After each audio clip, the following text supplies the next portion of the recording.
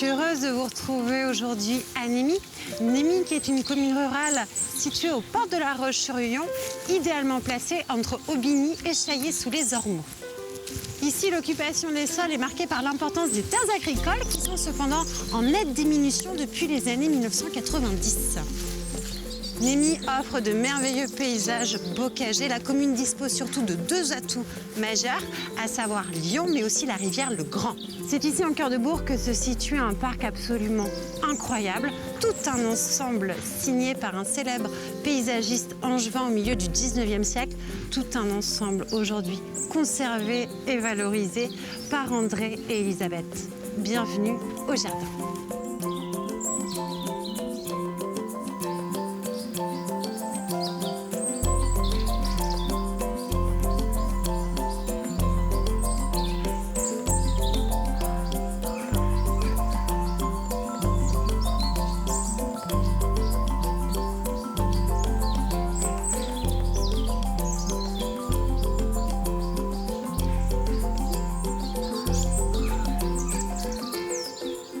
Elisabeth, on découvre ce parc du château de Némy, donc un parc situé en plein bourg de Némy, qu'on oublie, qu'on ne voit pas véritablement. On est attiré tout de suite par ce séquoia, qui est remarquable à l'entrée.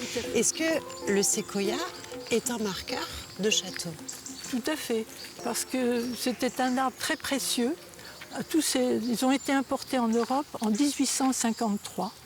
Et on pense qu'ici, il a été importé même directement par le créateur du parc, André Leroy, qui avait une grande serre aux États-Unis. Comme c'est un arbre qui vient d'Amérique, on pense qu'ici, c'est lui directement, le créateur du jardin, qui l'a planté. Voilà. Alors ça, c'est absolument Et c'est un arbre qui valait très très cher. Et c'est pour ça, en général, vous n'avez qu'un séquoia dans une propriété. C'est récurrent, ça, sur les grands domaines qu'on peut trouver sur notre Vendée, sur notre Bas-Poitou, la présence d'un séquoia. Voilà, c'était un signe de prospérité, de richesse, de goût du jardin, de nouveauté. Voyez. Alors, Elisabeth, vous venez de nous dire que André Leroy, le paysagiste angevin, était à l'origine du parc du château. Parce que voilà, le parc du château existait dans les siècles précédents. D'accord. Il était restreint à ce que nous allons faire aujourd'hui comme promenade. Et au 19e, Charles et Mathilde de Tinguy ont eu l'idée, parce que chez le père de Mathilde de Tinguy, qui était Loquet de Granville, au château de Granville à côté de Nantes, il avait fait venir des grands pépiniéristes et des grands arbres pour créer un jardin, un parc. Et alors, leur fille a pris des idées dans lesquelles elle a été élevée et elle a créé le parc du château de Némy avec son mari, Charles de Tinguy. Est-ce que vous acceptez maintenant, Et Elisabeth, en 1842, elle a fait appel à André Leroy, qui était un pépiniériste d'Angers. Voilà. Est-ce que vous acceptez maintenant de nous faire découvrir ce parc-là? Voilà. Et qui après, justement, a créé une serre aux États-Unis. Et ça servait ensuite, il a amené des arbres exotiques à l'époque. Elisabeth, désormais on se situe dans le potager, c'est ça, le potager du château? Le potager, qui autrefois était entièrement cultivé. Il fait un peu plus de 5500 mètres carrés, 5000 et quelques mètres carrés. Ah oui. Voilà. Donc là, et donc là, nous exploitons. Il y a une partie et une autre partie qui est dans laquelle nous avons planté des fruitiers. Voilà, on voit que là, donc, on a les légumes du potager, les tomates, les aubergines, les poivrons. Nous pouvons, oui, c'est ça. Nous pouvons vivre en autarcie sur notre potager. Alors, ce qui est très intéressant aujourd'hui quand on se balade, c'est qu'on voit toute la partie vivrière là où nous sommes, la partie d'agrément autour du château, et après les espaces qui étaient réservés aux animaux, en fait, aux chevaux. Voilà, aux chevaux. Et d'ailleurs, dans les communs, j'ai retrouvé donc des contrats d'assurance, et vous aviez 3 écuries. Mais donc, presque tout était occupé par les écuries. 3 écuries, une buanderie, une boulangerie qui existe toujours, une sellerie, une laiterie. Vous aviez le pavillon de la chaussée qui était habité. Vous aviez le pavillon de chasse qui était habité et la ferme de Bellecroix qui était habitée, qui était en métayage également. Parce qu'au château, tout ça, c'est dans le domaine, dans le parc de 47 ou 48 hectares. Donc là, je comprends mieux cette vie en autarcie dont vous parliez il y a quelques minutes. On continue, Elisabeth? Oui.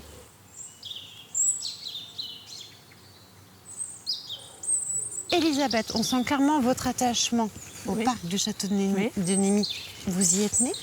Je n'y suis pas née, mais je suis née au mois d'avril et au mois de juillet, avec mes parents, j'étais déjà là.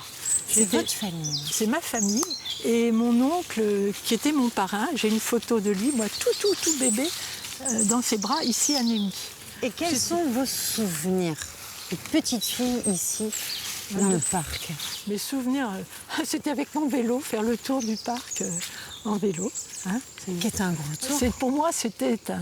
Parce que c'est 40 hectares, il faut pouvoir les traverser. Oui, tout à fait. Puis rencontrer les gens, des souvenirs avec les fermiers. Hein, c'était des métayers qui habitaient ici.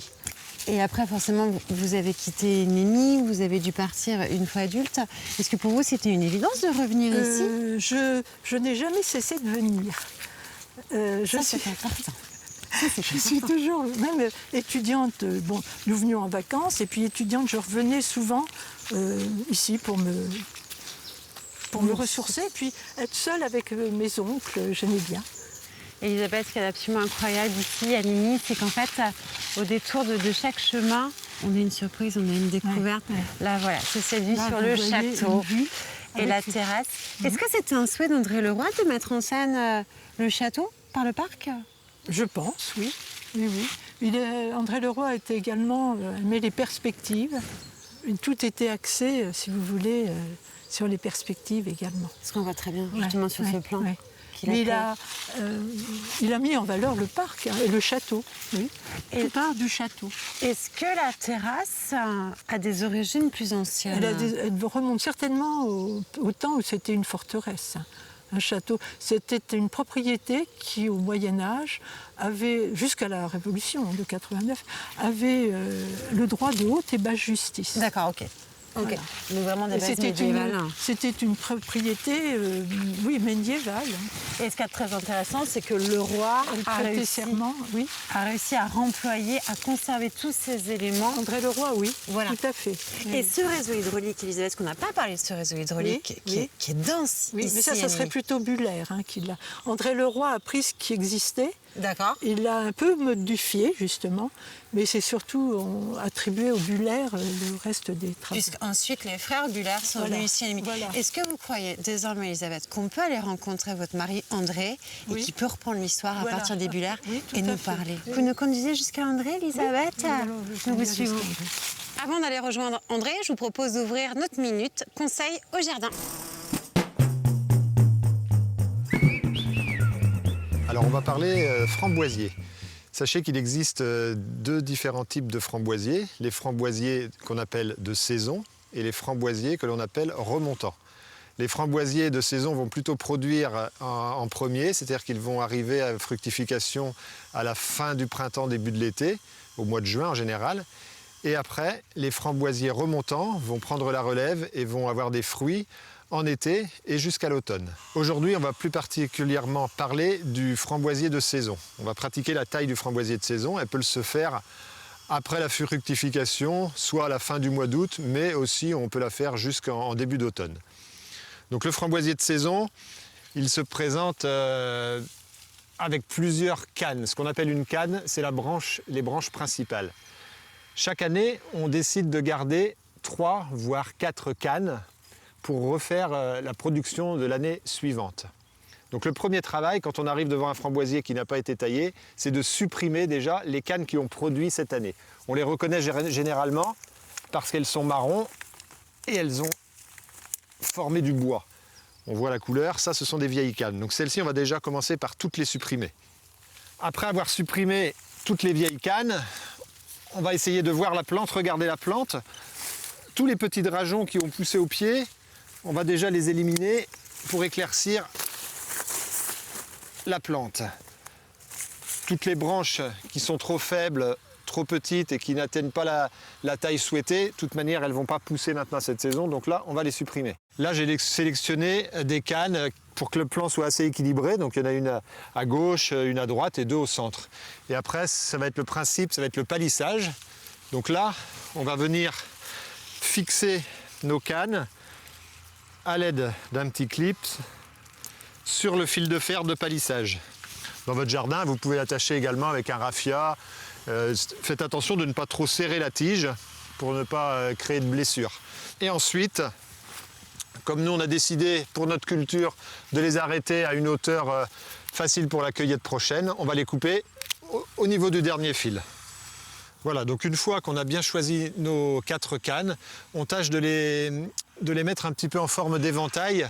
Ça facilitera l'entrée de la lumière au printemps. Ce qui va nous intéresser pour l'année prochaine, c'est ce qu'on appelle les bourgeons axillaires.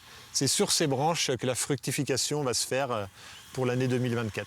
Le framboisier est une culture assez simple. Il suffira après au printemps de rajouter un petit peu d'engrais au pied de la plante et l'hiver de faire attention aux mulots qui peuvent aussi détruire les racines. Voilà, maintenant vous savez le principal sur la taille des framboisiers de saison. Dans une prochaine vidéo, peut-être la taille des framboisiers remontants qui est un peu différente.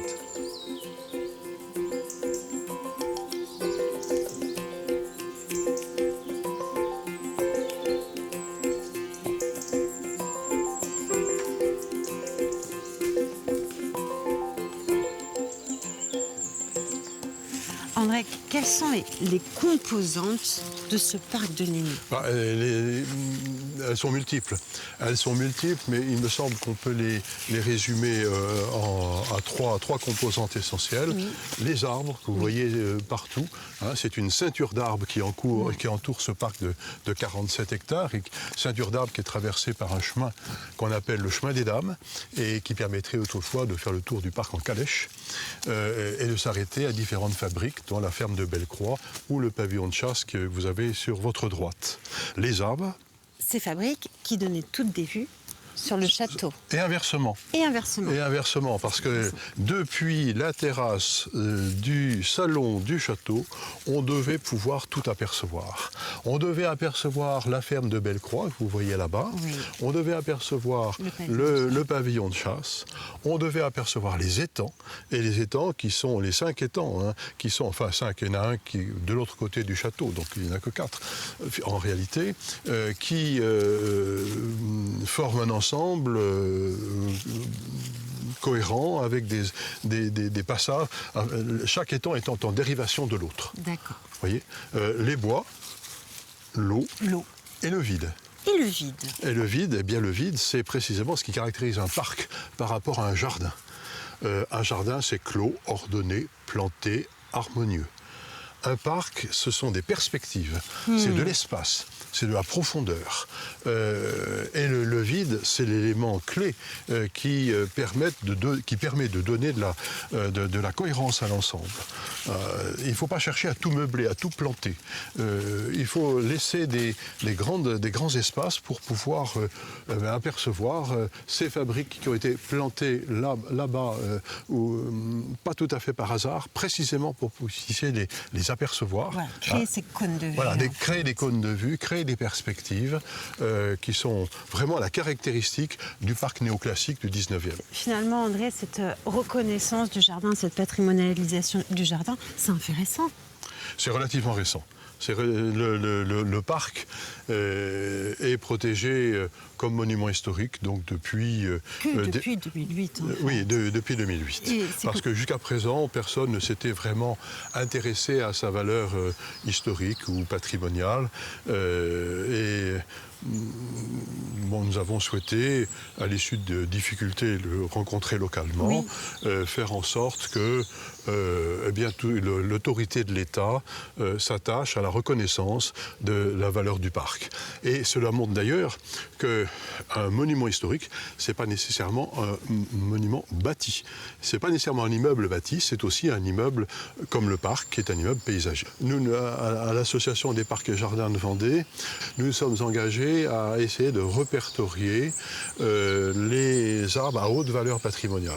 Sur tout le département? Oui.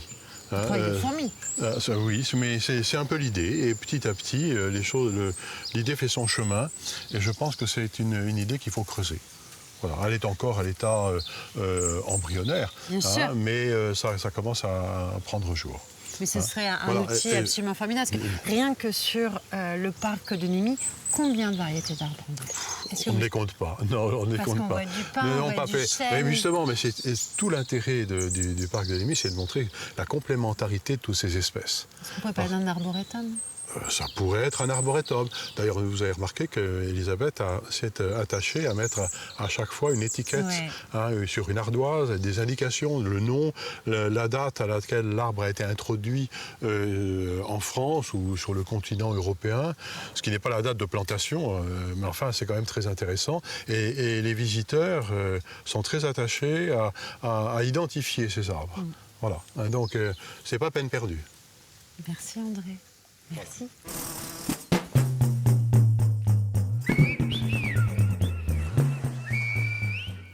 Lors de l'entretien, les nuisances physiques et sonores dues aux outils thermiques font partie du quotidien. Pour lutter contre ces problèmes sonores, musculo-squelettiques et de pollution, une gamme de matériel électrique a été créée. Taille-haie, tondeuse, sécateur, débroussailleuse. Ce matériel présente de nombreux avantages. Les puissances sont équivalentes à celles du thermique. Il y a moins de sollicitations musculaires, dû au fait que les appareils vibrent moins. Il n'y a plus le souci de consommation de carburant, dû au fait qu'il soit à batterie. Les entretiens sont réduits grâce à la suppression du moteur thermique pour un moteur électrique. Pour toutes ces raisons, cela bonifie notre jardin et le respect des autres et de nous-mêmes. J'espère que vous aussi, vous avez été séduits par ce parc du château de Némy, un parc labellisé Beau Jardin par l'association des parcs et jardins des Pays de Loire. Bien évidemment, ce parc est ouvert au moment des rendez-vous nationaux du type Neuredon, rendez-vous au jardin ou encore les journées du patrimoine. Sachez aussi que André et Elisabeth reçoivent au jardin durant la saison estivale ou quand bien même au mois de septembre. Pour ceci, n'hésitez pas à consulter le site internet du château de Némy. Et rendez-vous prochainement pour un nouveau numéro de Bienvenue au jardin.